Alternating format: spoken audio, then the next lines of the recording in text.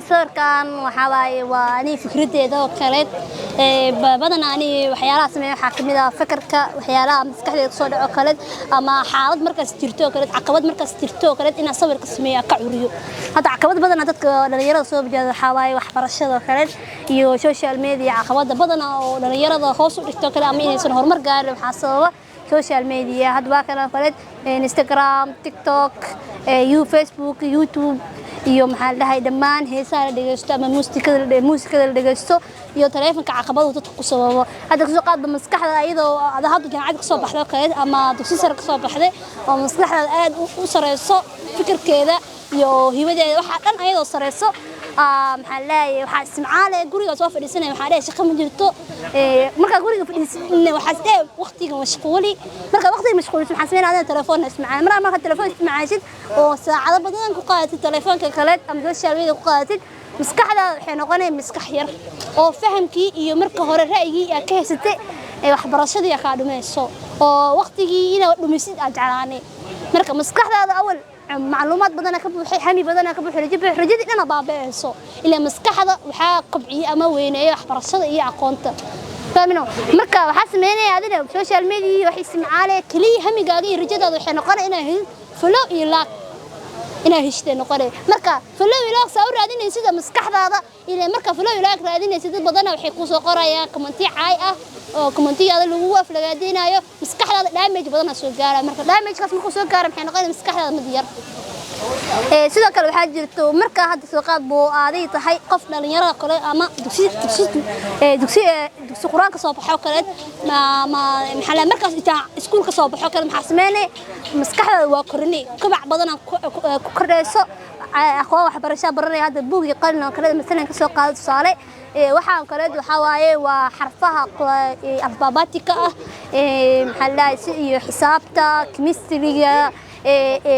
biology-ga waxaan la medicine-ka jiirinka si isku darsadaan kale iyo aqoontii wixii aad baratay marka waxa ismeenay maskaxdaada marka hore iyadoo garaad yar lahayd aad xamaan marka waxbarashada soo gashid waxa ismeenay maskaxdaada hami weyn iyo rajo weyn iyo hami weyn ay yeelanay marka saas maskaxdaada waxa ismeenay marka way kobac badan ku imaanayo hadda soo qaadbo waan waxa ka tusaalay marka simad aan dhigta alxamdulillah maxaa la marka simad soo galaayo kale ra'yigeyga iyo fikirkayga iyo maskaxdeeda intii la ekeed ma ahan maanta way ka sareysaa wayna ka hami sareysaa marka sala waxa aqoonta inta aqaane in ka badan bartay mar alla markaas ma soo galaama marka dugsiga dhiga jiro oo iskuul soo galay fikirkayga iyo maskaxdeeda intii la ekeed ma ahan maanta markii cabir ahaan aqoon ahaan iyo tay ahaan marka loo fiirinayo iyo hamigii hididilada markaas laha hadda ma lihi in ka badan ka sareysaa marka saas ay marka isbarbar dhig waaye marka social media maskaxda u furtid iyo marka waxbarashada maskaxda u furtid marka waxbarashada maskaxda u furtid hadda marka aan dugsiga dhiganayo kale maskaxda artist waxaas dhama aaminsaneen artist waxaas niyadeeda ugu jireen marka wixii marka iskuul soo galo kale marka iskuulkaadii sanad marayo kale artist ka bilaabay maanta waan maskaxda aad ay u kabacday hal sawirkan camal ana sameeyay kaas ana sameeyay ka halkaas kale ana sameeyay marka maskaxda marka hore inta la ekeed mi hadda la eegtamaya marka hore laba xataa eray ma ana sawiri karin marka maanta waxa sawiri karaa wax kasta oo iga hor imaado marka saas ku dhahay saas cabir marka maskaxdeeda waxa ku jiro inaysan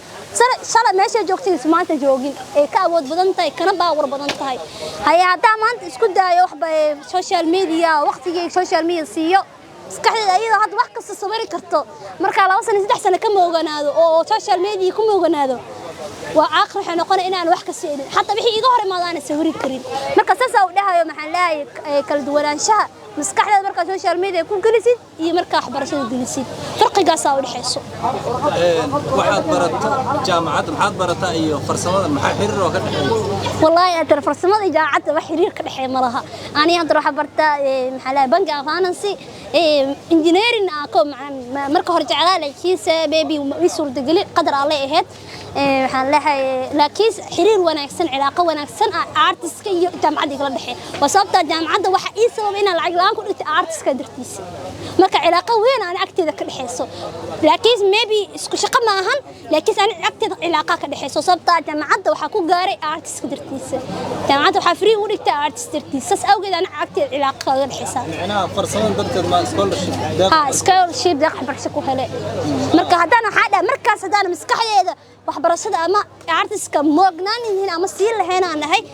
maanta ma heli lahayn waxbarashada scholarship waa sababta masawirkan u curiyay waxa qalbigaygu ka dhex guuxay marka wax qalbigayga guuxay aad curi jamacad simada dhigta maanta meesha jooga maanta ma jooga waa ka sareeyaa waa sababta saray hadana artiska baran lahayn kale ama artiska waqtiga gelin lahayn iskaxdeeda wax faa'iido ma lahayn simadna maana gal lahayn aaminsan marka waa wax kasta waa qadar alle waqtiga ugu badan maxaad ku bixisaa hadda adiga ani waqtiga ugu badan marka fasaxa ku jiro artist ku bixiya inta badan marka artist waxa sharci waxa u yaala artistka maxaa lahay waqti kasta second qofku kaaga horeeyo uu kaaga artist fiican hada adi 10 sano ka hor artistka bilawday laakiin saadana marna sameeyay ka tagtid wax artistka uu yahay laakiin waxa ka artist fiicanaa qof 2 sano ama 1 sano ka hor bilaabay oo joogto u sameeyo saacado badan ku qaado marka waxay dhahan dadka Soomaalida maxaa la artist faa'iido ma laha faa'iido uu leeyahay ani ahaan waxa dhahay artist faa'iido uu leeyahay maanta waxbarasho minxa waxa ku helay artist dartiis marka waxa dhilaa dhalinyarada artistka hal ugu dadaalo artistka qalbigaaga wax ku jiro ka guuxa cabiri kartaa oo dadka la hadlin fursad dhaqaale ma leeyahay ma sameyn karaa ها وقسمين كرتا فرصة دقالة هذا قسم بندقيد مركز سوق الكشيدة كرت فرصة حنقول بدل مركز سوق كرت قفا عاشقة أما كهلا هاي مركز محسبين قفكم كائن في سنة هركز الدقل كهلا مركز بدنا وحيد يعني ضدك صومالي فرصة أحمد ترى فرصة سواي فرصة كقيمة وين وضدك أكتسكو فديا وصبت هذا سقاد بميرا قديمي كرت وصور كعمل Soomaaliya meel qadiim leedahay maxaa lagu ogaa karaa maxaa dadka loogu cabiri karaa in dadka dibadda jooga kale Soomaaliya ma karaa sax badanaane maxaa loogu cabiri karaa in aad farshaxan ka sameeysid wax meelihii qadiimka ah marka meelaha qadiimka farshaxan ka sameeysid kale maxaa lahaay suurtagal noqonayso dadka dibadda jooga in dadka jeclaadaan leedahay meel madaxafiya la soo booqan karo ama meel qadiimi ah sababtaas maxaa lahaay Soomaaliya handale waxaa la sheegi karaa qofka masawirkaan intee dadkaan sanado ka hor maxay ku noolaan jireen dhaqankooda soo ahaan jiray idahooda soo ahaan jiray meelaha booqan jiray meelaha qadiimka soo waan jireen ilaa qarni ka dambeeyay qarni ka hor maxaa ku xasuustaa maxaa loo haayaa madaxafyadooda maxaa yaalo maxaa farshaxan ahaan ay u haayaan qarnigii hore maxaa lagu xasuustaa marka sababta artist badanaa Soomaalida oo xoog saara meelihiina oo maxaa lahayo qadiimkani ah oo caalamka kumanaan doolar loo bixiyo in la soo booqdo meelahaas waxa la sameeyaa muuqaal ahaan dadkii ayadoo si muuqaal ahaan loo tusay inay jirto marka saas dhigi lahaa dadka ma jiraan dad aad ka caawiso hadda barto waa jiraan ha dad ani caawina waa jiraan dadka kaliya ma aha in qofkaadii artist sana loo baxay inta laga maray inta la maray in dhalbis ma aha qofka lagu caawiyo waxa lagu caawiyo karaa kale